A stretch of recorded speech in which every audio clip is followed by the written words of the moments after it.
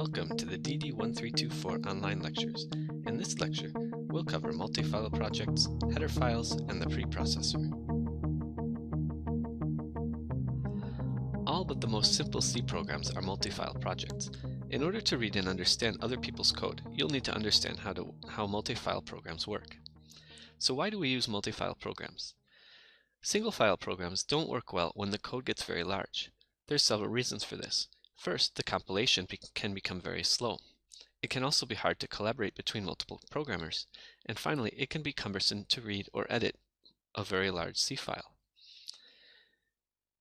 A solution is to break a large program into multiple files, where each file represents a partial program or a module. Modules can be easily compiled or separated. They can be compiled separately, or they can be compiled together, and a module can be shared between multiple programs. To illustrate why we use multifile programs, we'll use a calculator as an example. First, we'll start with an example where the calculator program is written as a single very large C program. So let's quickly look and see what we want this program to, the functions it should be able to do.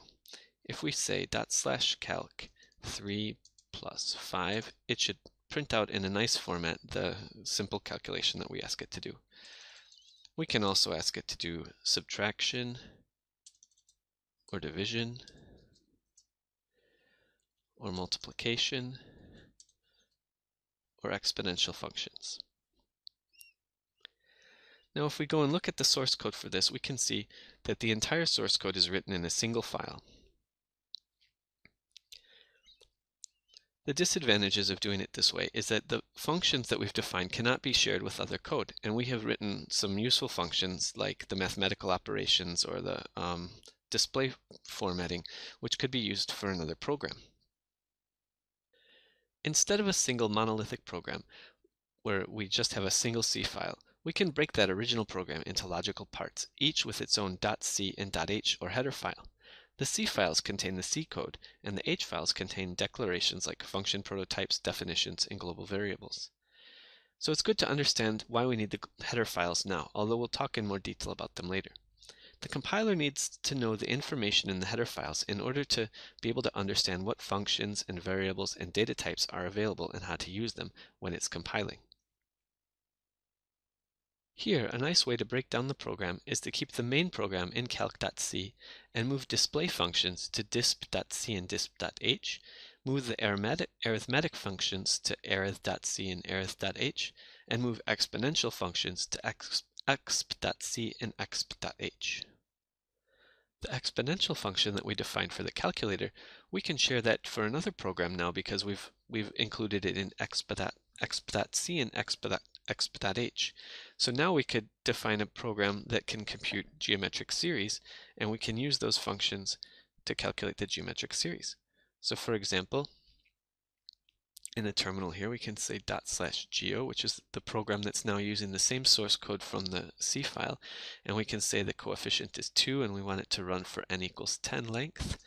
And here you can see that the same code from the calculator is being used here by another program.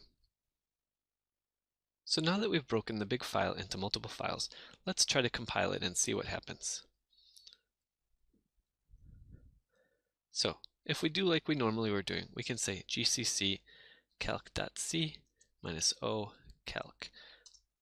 Oh, no, something went wrong. We can see here that it's telling us we have a whole bunch of undefined references. So if we look at the contents of our folder, we can see not only do we have calc.c and calc.h, but we have the source files for the other files as well. And the functions that are defined in these other files we're not able to find when we compile. Now if we want to be able to compile this multi-file project, the simplest way to do it is to type in all the source files like this: calc.c, exp.c, arith.c, disp.c -o calc. And now we can compile.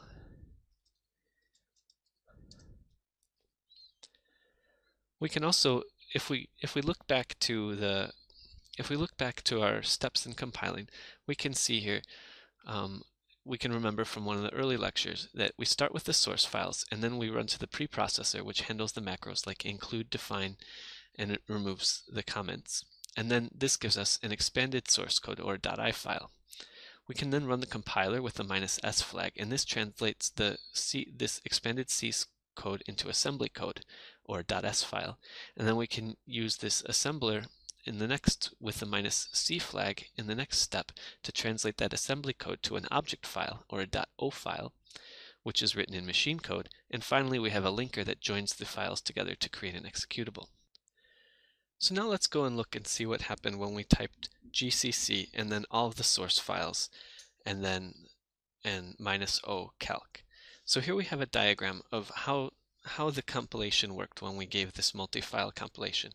So first you have the main file here for the calculator, calc.c, and here you have the display functions in .c and its header file, the arithmetic functions in a .c file and its header file, and the exponential functions in a .c file and a header file. If we call the compiler with the -s flag that creates the assembler, it'll look at the header files for these files and the source file for the calc file, and it'll put them together and make calc.s. When we compiled the whole thing, what it asked the compiler to do is to create a calc.o object file, and it also compiled a display.o object file, an arithmetic object file, and an exponential object file, and then the linker linked them all finally at the end. We can also break this down and look at the intermediate steps. If we go back to the terminal, we can see how some of these intermediate steps can work. So for example, we can say gcc -e calc.c, and here we can get the expanded preprocessor source code. We can also make the object files directly. We can say gcc -c calc.c, gcc -c exp.c, gcc -c arith.c, and gcc -c disp.c. Now if we do ls, you can see we have ls star.o. We can have 4.o files. And now if we want, we can just link them together like this.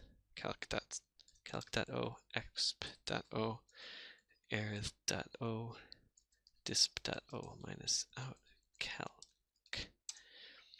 And doing it like this, now we can have a working program. Calc 3 plus 5. Now we can have a working program where we just linked the pre-compiled object files together. So now if you recall, we also had another program that computed a geometric series that can make use of the exponential files that we had built before. So we've already compiled and created an exp.o object file, and I already have written a geometric series C file. So now we can very quickly compile the two together, and we can use the same code that was built from the calculator to make the geometric series program. So let's quickly show how that is done. So now here we can type gcc geo.c exp.o, because this is the object file that we've already compiled, so we don't need to do it again, and -o geo. So we compiled it. Now you can see we have a geo.exe, and we can say 2 is our coefficient, and we want to do 10 places in the series, and now we have a geometric series using the same code and the same object files as the calculator. This concludes our lesson on multi-file projects. Thank you for watching.